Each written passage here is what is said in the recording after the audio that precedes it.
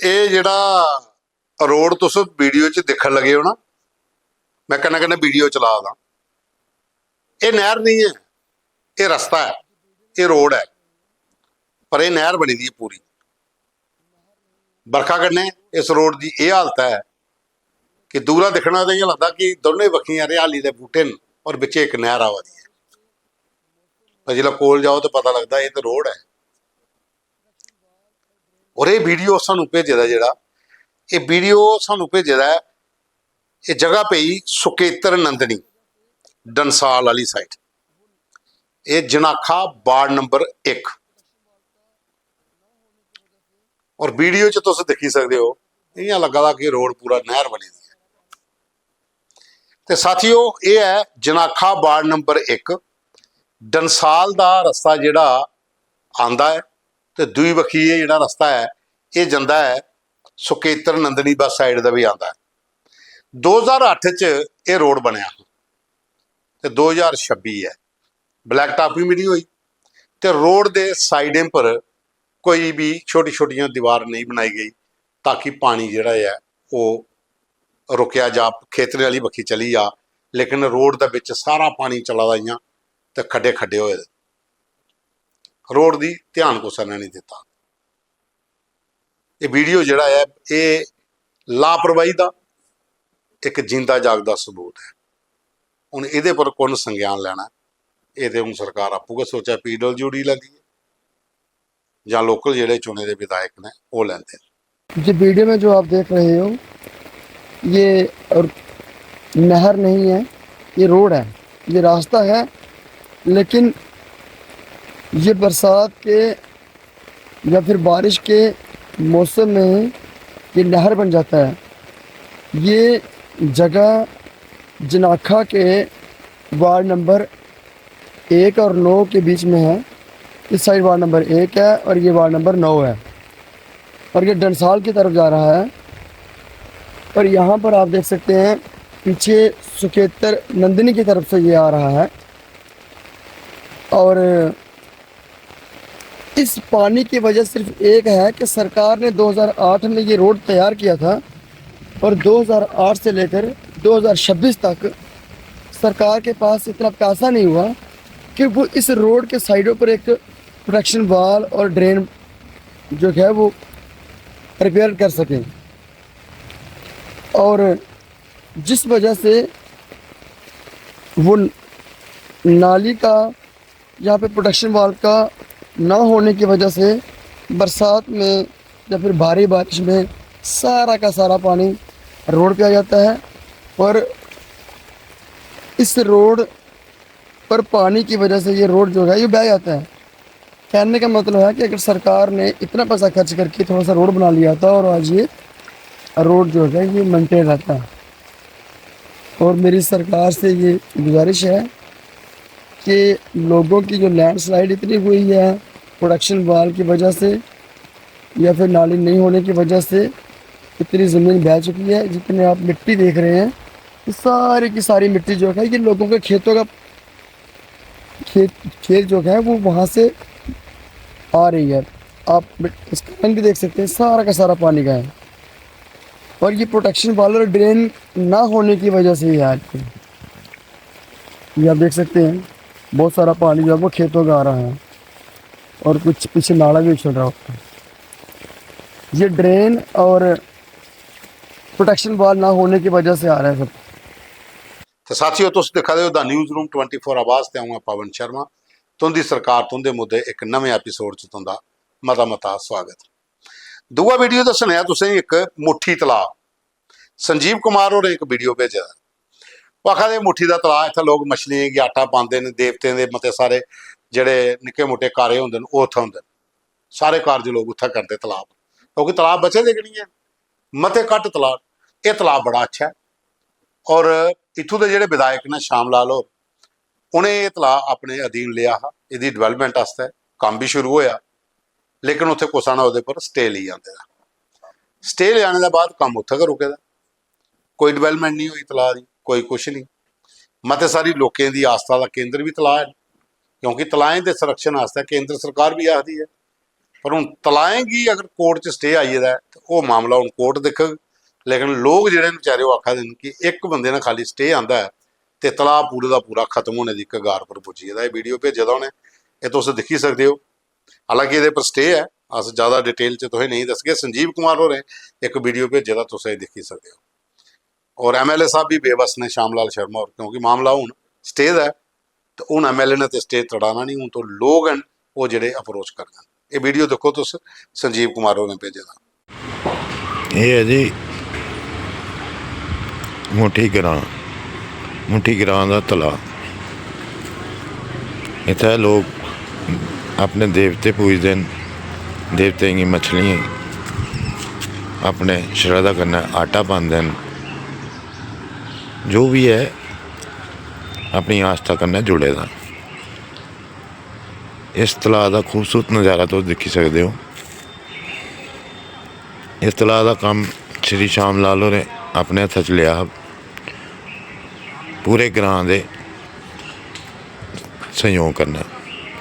लेकिन एक इंसान ऐसा आया कि उन्हें इहदे पर स्टे ले लिया। वो ऐसा स्टे लग्या मार्च कोला लेइयै अज धोड़ी इस तलाऽ का कम्म नहीं हो पाया। लोग आखदे न लैंड ग्रैब। लैंड ग्रैब केह् होंदा है? हुण तुस गै दस्सो कि इस तलाऽ का कम्म होना चाहिए जां नहीं होना चाहिए। एक आदमी की वजह कन्नै इस तलाऽ पर स्टे लगी है और वो कम्म अज धोड़ी अग्गें नहीं हो पाया। जबकि ये उपर पूरे मुट्ठी ग्रां की आस्था जुड़ी दी है। बाहर दे भी लोग आंदे न इत्थै मछलियां गी आटा पान। श्री श्याम लाल होरें सारा सहयोग दिता, लेकिन हुण ओह् स्टे लगी है तो हुण उसी ओह् भी केह् करी सकदा है। हुण तुस गै दस्सो भई एह्दे पर कम्म लग्गना चाहिए जां नहीं लग्गना चाहिए। और मिगी नहीं लगदा कि कम्म लैंड ग्रैबर्स कम्म लग्गन देङन। ठीक है, मैं तो लैंड ग्रैबर गै आखां। अगर ये तलाऽ बनी जंदा, एह्दी इन्नी खूबसूरती ही, बच्चे खेढ़दे, लोग आइयै आटा पांदे, लोग सैर करदे, नशें कोला दूर रौंह्दे। चलो देखो, जय माता दी, जय हिंद। ਉਹਦੇ ਬਾਅਦ ਦੱਸਣੇ ਤੁਸੀਂ ਤਰੀਆ ਇਹ ਹੈ ਗ੍ਰਾਮ ਬੜਗਾ ਸਰੂਈਸਰ। ਇੱਥੇ ਰੋਡ ਦੀ ਹਾਲਤ ਇਹ ਹੈ ਕਿ ਪਿਛਲੇ 3 ਮਹੀਨੇ ਦਾ ਇਹਦਾ ਟੈਂਡਰ ਹੋਇਆ ਦਾ ਤੇ ਕੰਮ ਹੋਣ ਲੱਗਾ ਨਹੀਂ ਹੈ। ਬਰਸਾਤੀ ਜੇ ਕੰਮ ਹੋਇਆ ਦਾ ਤੇ ਵੀਡੀਓ ਕੁਲਦੀਪ ਹੋਰੇ ਭੇਜਿਆ ਦਾ ਸਾਨੂੰ। ਉਹ ਪੂਰੀ ਡਿਟੇਲ ਦੇ ਵਿੱਚ ਵੀਡੀਓ ਦੱਸਾ ਦੇਣਾ ਆਪੂ ਕਿ ਇਹ ਦੇਖੋ 3 ਮਹੀਨੇ ਪਹਿਲਾਂ ਟੈਂਡਰ ਹੋਇਆ। ਹਾਂ, ਮਤੀ ਸਾਰੀ ਆਬਾਦੀ ਇੱਥੇ ਨਾਲੇ ਡਿਪੈਂਡ ਹੈ।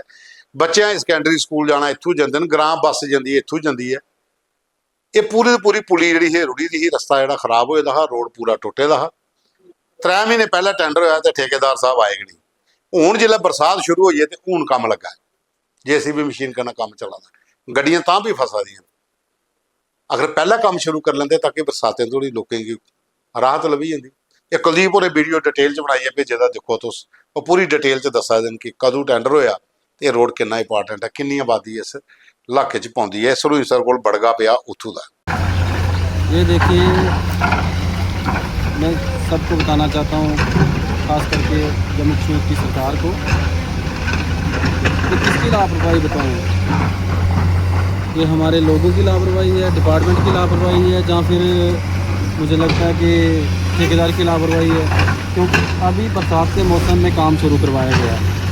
तो बरसात के मौसम में आप सबको पता है कि यहाँ पे 22-23 को हमारे स्कूल खुल रहे हैं।